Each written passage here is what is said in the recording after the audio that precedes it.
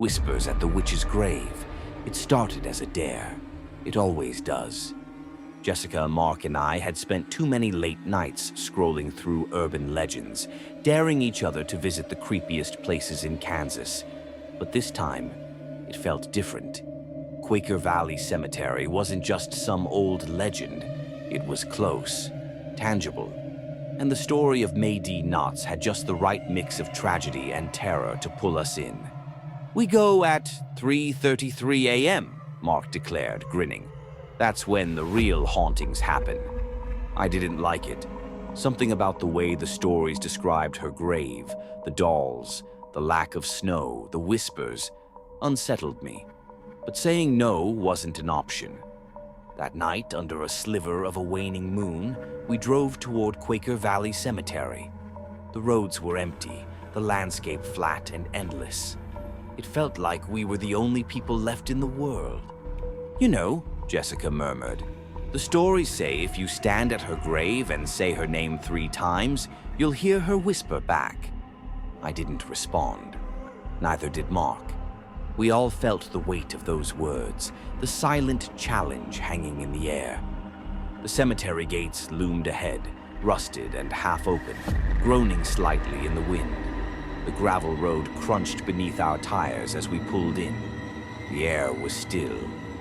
Too still. We found the grave almost instantly.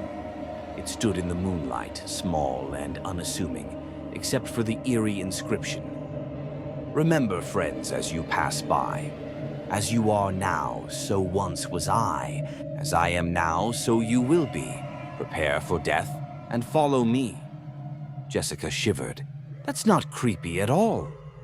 A gust of wind carried something strange, a whisper, just at the edge of hearing. "Did you hear that?" I asked. Mark snorted. "Probably just the wind." But Jessica wasn't so sure. Her face had gone pale, and she was staring at something just beyond the grave. A dollar. It sat at the base of the headstone, its porcelain face cracked, one glassy eye missing. I swore it hadn't been there a second ago. "Someone's messing with us," I muttered. Jessica shook her head. "No, I don't think so." I glanced around, suddenly aware of how isolated we were. The nearest houses were miles away. No cars had passed us. No footsteps in the gravel but our own. Then the whisper came again.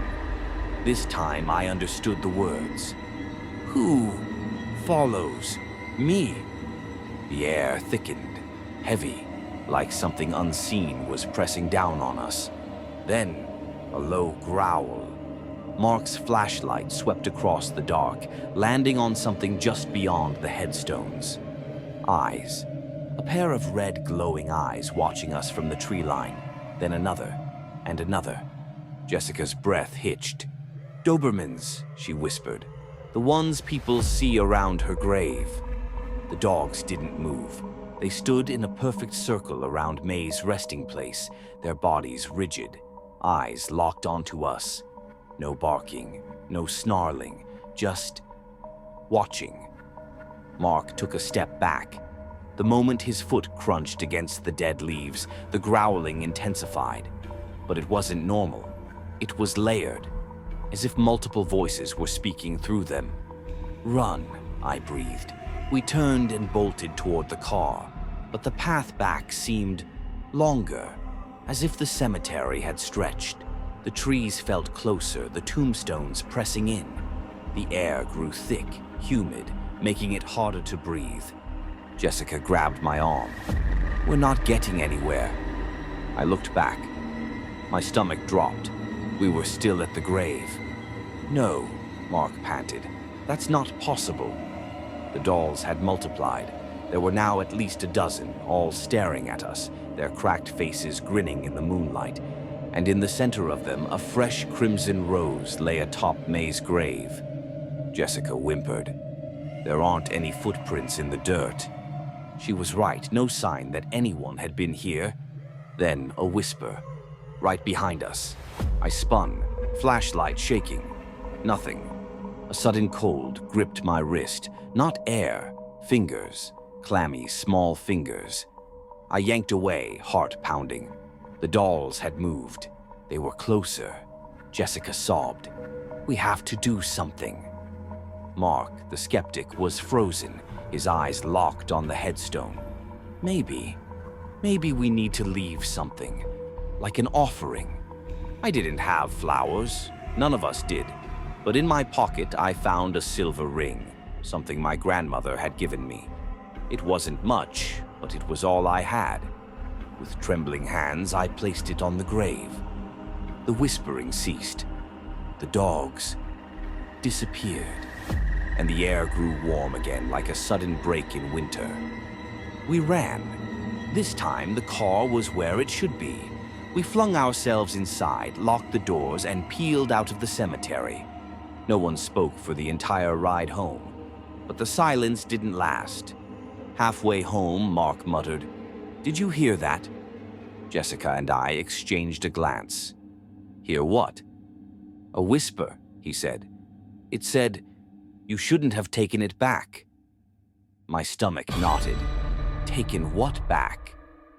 Mark didn't answer. When I pulled into my driveway, I sat for a moment, catching my breath. Then, without thinking, I reached into my pocket, and my heart nearly stopped. My grandmother's ring was there. I hadn't taken it back. I had left it on May's grave, but somehow, impossibly, it had returned to me. And then I saw it, written on my fogged-up car window as if traced by an unseen hand. "Prepare for death and follow me." I bolted inside, locking the doors, turning on every light. I checked my phone, scrolling through pictures I had taken at the grave. Most of them were blurry, dark, but one stood out. A perfect, crystal-clear shot of May's headstone, and just behind it, a girl, pale with dark, hollow eyes, watching, smiling. I shut my phone off. I didn't sleep that night, and I've never been back to Quaker Valley Cemetery. But sometimes, late at night, I hear it, a whisper just outside my window. "Who follows me?"